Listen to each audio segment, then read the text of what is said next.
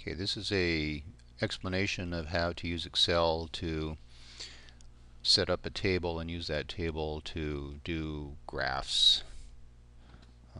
So let's, for as an example, similar to the one I did in class, let's set up a table which uses time and seconds as the independent variable and calculates distance fallen in that time as the dependent variable. So that would be time in seconds and height in meters.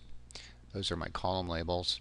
And so here I want to start at time 0, and I want to increase in increments of, let's say, 1/10 of a second.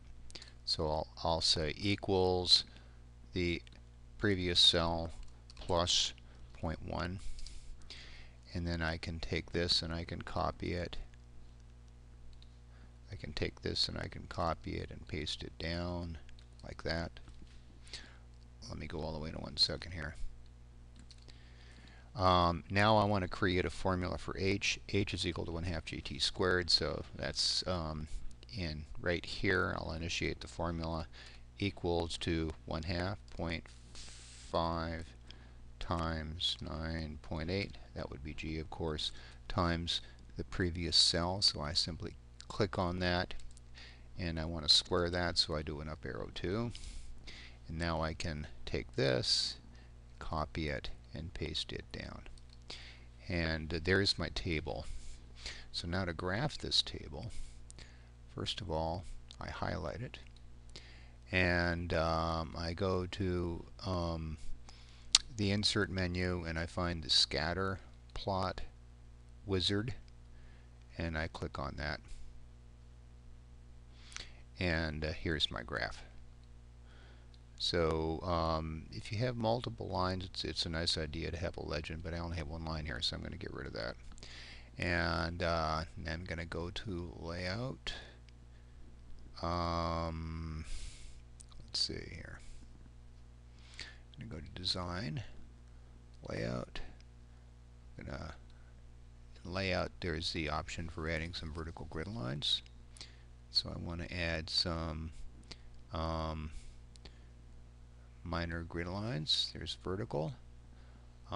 Then I want to go to axes, and I want to label the axes. So the horizontal axis, I want to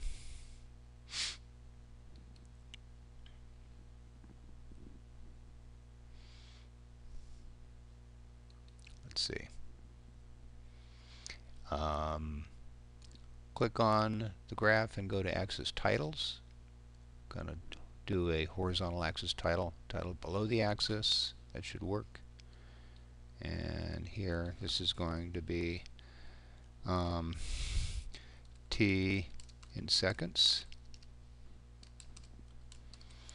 And then we can go to chart title and label the axis title and label the vertical axis. Vertical axis. Here we go.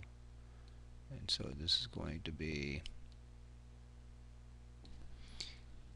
h in meters. And let me have a title that is a little bit more meaningful here. I'm going to highlight that, and I can go height in meters versus time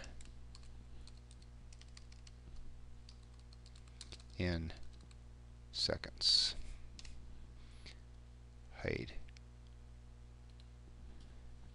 h in meters versus time t in seconds, just like that. Okay, so now after you get your graph here, you can open up, let's say you're doing this in Word. Let's say you're right up in Word, so you can open up Word.